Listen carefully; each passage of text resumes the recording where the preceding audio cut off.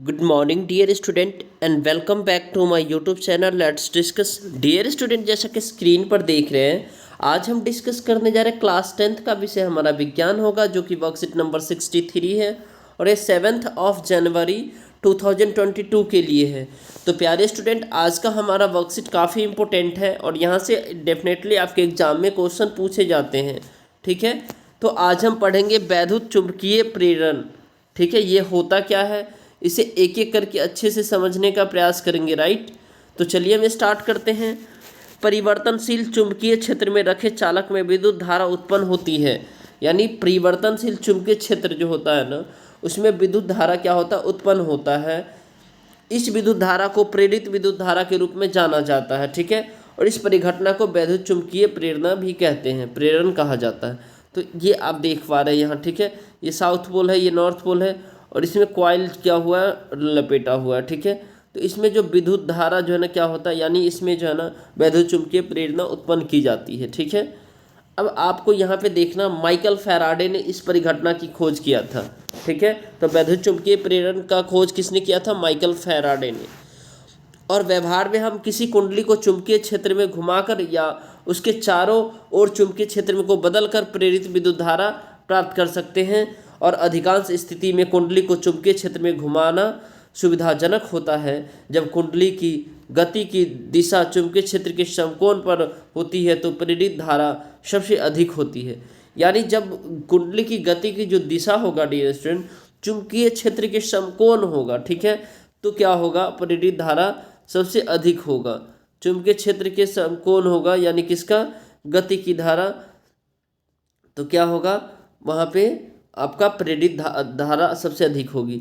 अब आप इसको देखिए, यहाँ ये फिगर है, ये बताता है जो चुंबक जो है ना को कुंडली की ओर ले जाने पर विद्युत धारा उत्पन्न होती है, जिसके कारण गैल्वेनोमीटर की सुई विक्षेपित हो जाती है। ठीक है, क्या होता है, गैल्वेनोमीटर की सुई क्या होती है, विक्षेपित हो जाती है।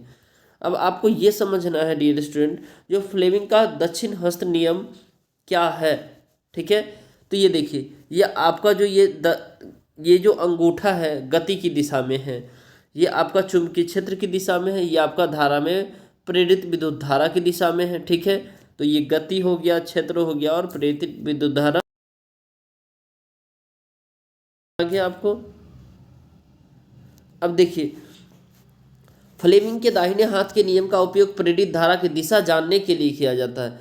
किसका, प्रेरित धारा की दिशा जानने के लिए। और दाहिने हाथ के अंगूठे तर्जनी और मध्यमा का को इस प्रकार खींचे कि वे एक दूसरे के लंबवत हो जाए, और चित्र में दिखाया गया। तर्जनी चुंबकीय क्षेत्र की दिशा बताता है और अंगूठा चालक की दिशा। तर्जनी जो है चुंबकीय क्षेत्र की दिशा और अंगूठा चालक की दिशा बताता है, और मध्यमा उंगली प्रेरित धारा की दिशा बताता है। ये प्रेरित धारा है मध्यमा उंगली। ठीक है, और ये तर्जनी है, याद रखिएगा।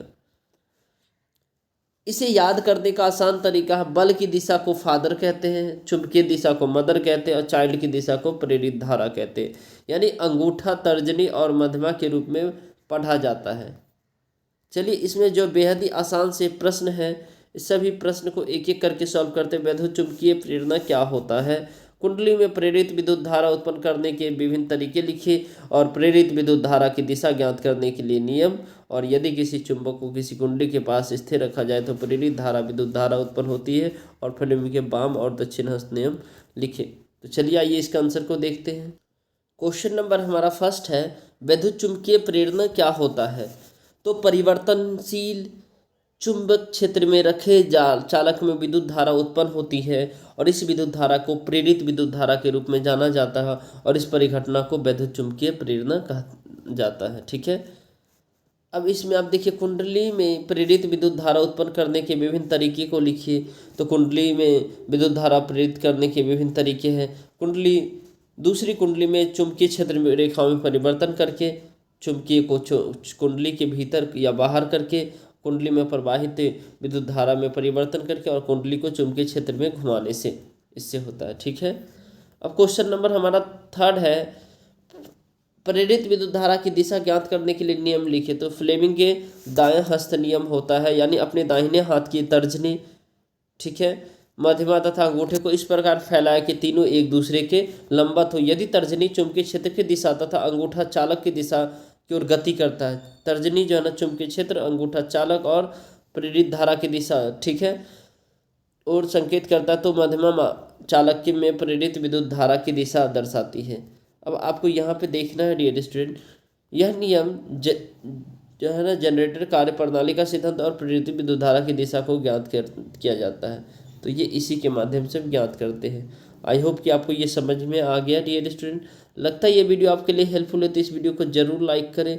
चैनल पे नए हैं तो चैनल को सब्सक्राइब करें और वीडियो को शेयर जरूर कर दें, ताकि मुझे भी मोटिवेशन मिले डियर स्टूडेंट, और मैं आपका वीडियो इसी तरह बनाता रहूँ, ठीक है। चलिए क्वेश्चन नंबर नेक्स्ट देखते हैं। क्वेश्चन नंबर हमारा 4 है, यदि किसी चुंबक को कुंडली के पास स्थिर रखा जाए तो क्या प्रेरित विद्युत धारा उत्पन्न होगी? तो कोई प्रेरित विद्युत धारा उत्पन्न नहीं होगी, ठीक है, याद रखिएगा। क्वेश्चन नंबर हमारा 5 है। क्वेश्चन नंबर हमारा 5 है, ये बहुत ही आसान सा क्वेश्चन नंबर है, ठीक है।